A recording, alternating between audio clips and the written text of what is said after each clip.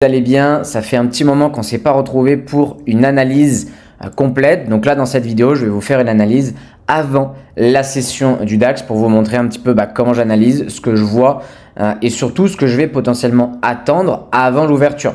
D'accord, je vais tout vous expliquer dans cette vidéo, mais avant ça, pour toutes les personnes qui veulent aller plus loin et voir un petit peu comment je fonctionne, se former à mes côtés, vous avez le Telegram, donc c'est le premier lien en description. Vous allez arriver dessus, donc je partage pas mal de choses, des cadeaux comme des propres firmes offertes, voilà, pas mal d'analyses, etc., des petites vidéos.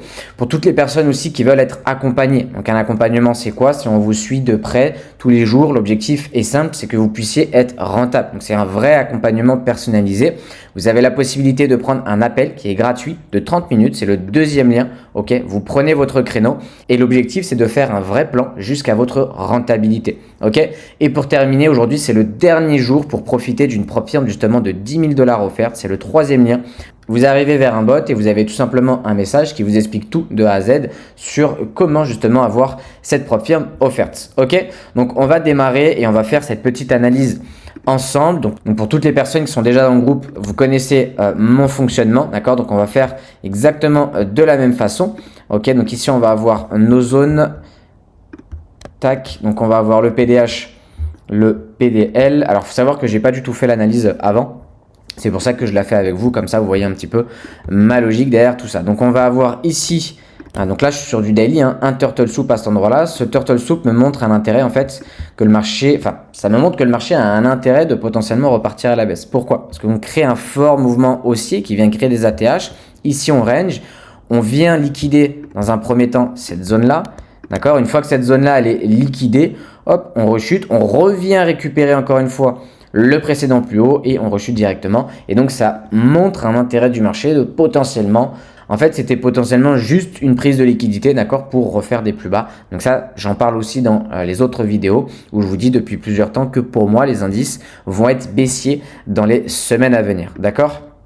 Donc ici j'ai mon PDL, j'ai mon PDH. Là l'information importante c'est qu'on a récupéré mon PDL et qu'on crée un retournement. D'accord? Donc on va voir comment le marché réagit sur cette zone là qui était anciennement une fair value gap. Alors je vais essayer de bien la mettre. Hop, ça.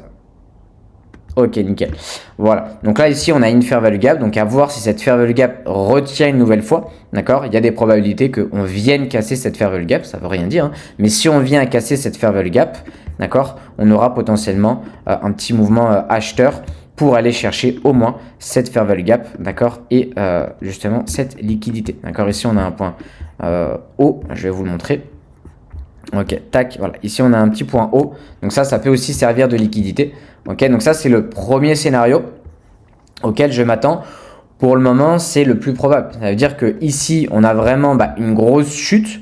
Ok, et donc ce que peut faire le marché, c'est tout simplement revenir chercher un petit peu plus de liquidité pour potentiellement repartir à la baisse. D'accord, c'est tout à fait probable. L'objectif serait d'aller chercher cette zone-là.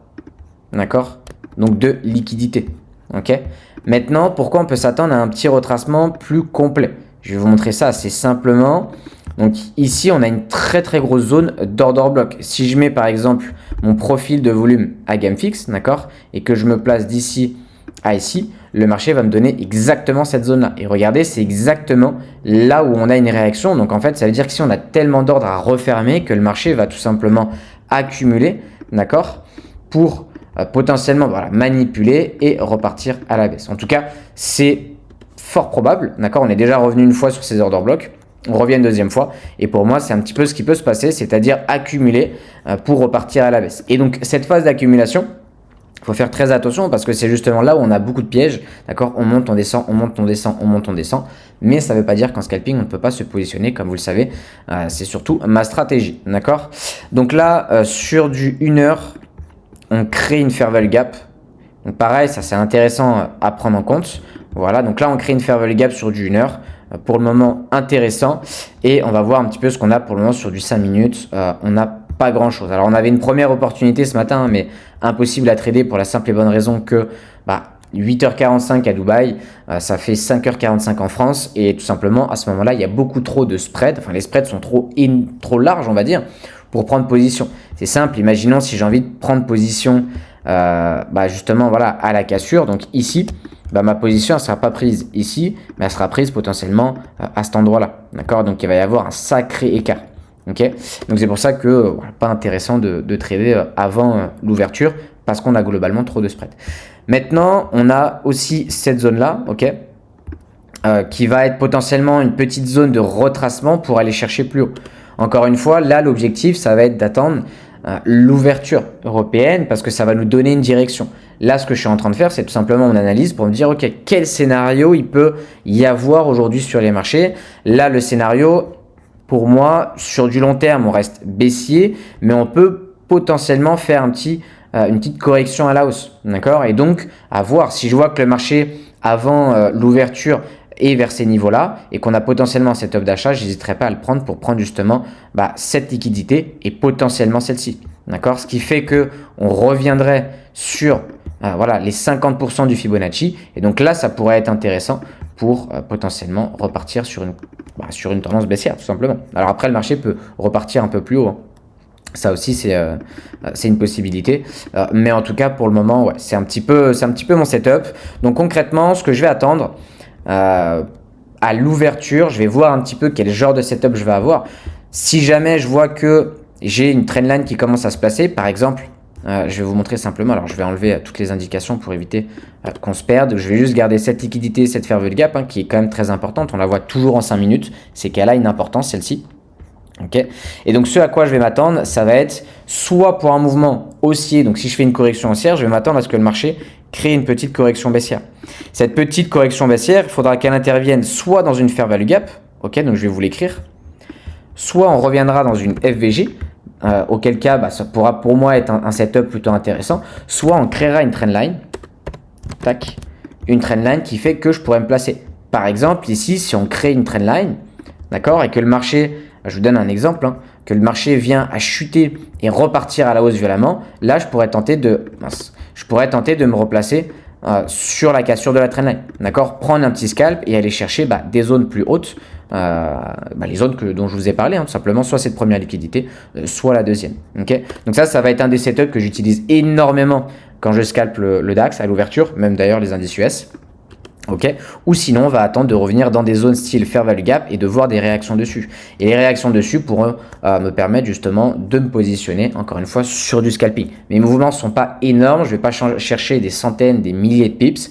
Mon objectif pour moi, et vous le voyez, j'en ai déjà fait pas mal de vidéos, même des vidéos où je prends des positions en direct, c'est de prendre des petits mouvements, d'accord, avec toujours quand même des ratios positifs, au moins 1,5. Des fois, ça peut m'arriver de faire des ratios de 1. Sur du scalping, c'est pas du tout dérangeant, ok. Et donc voilà un petit peu les setups que je vais chercher, pas plus de confirmation que ça. Globalement, à partir du moment où j'ai mon contexte qui est clairement haussier, pas haussier, pardon, qui est carrément baissier, mais on peut s'attendre à une correction haussière. Et donc là, il faudra plus de confirmation. Voilà, je vais aller potentiellement chercher des achats si le marché me donne ce que je veux. Maintenant, si je vois le marché qui chute violemment, je ne vais pas chercher des achats à tout prix. Non, ce que je vais me dire, c'est ok, le marché finalement continue de chuter, je vais essayer de voir pour des opportunités baissières. Pour moi, le plus important sur un trader, c'est tout simplement pas savoir se remettre en question, mais savoir se dire, ok, finalement on n'est pas haussier, on est baissier. D'accord, avoir toujours ce truc de se dire, faut pas que je reste sur ma position, il faut que je puisse m'adapter. Voilà, c'est le mot que je cherchais, il faut que je puisse m'adapter. Donc concrètement, un trader, s'il sait s'adapter au marché, il arrivera beaucoup plus à avoir de résultats que s'il se dit cherche à tout prix à acheter. Des fois, ça peut arriver, on reste quand même sur des setups acheteurs et le marché va nous stop loss, mais globalement, voilà, si on arrive quand même à s'adapter, c'est toujours mieux. Donc voilà un petit peu ce que je vise, voilà un petit peu mon setup. Ici, on a quand même une belle zone d'order block. Ici, on a une prise de liquidité. Donc, ouais, je pense que cette zone d'order block peut plutôt bien tenir. D'accord, donc à voir si le marché remonte jusque là ou s'il chute directement. Ok, donc voilà un petit peu pour cette vidéo. Globalement, si vous voulez aussi des vidéos qui parlent encore une fois de tout ce qui est BTC, de comment va se passer le marché entre guillemets dans les semaines à venir, comme j'aime bien faire en ce moment, n'hésitez pas à me le mettre en commentaire et je pourrais tout simplement continuer à vous faire ce genre de petites vidéos. Ok, n'hésitez pas aussi à me dire si ce genre de vidéo vous plaît, si vous voulez que je continue, également des prises de position, si vous voulez que je reprenne, n'hésitez pas, vous me le mettez en commentaire. Sur ce, je vous laisse cliquer sur le petit bouton vous abonner, laissez un petit j'aime et on se retrouve pour une nouvelle vidéo.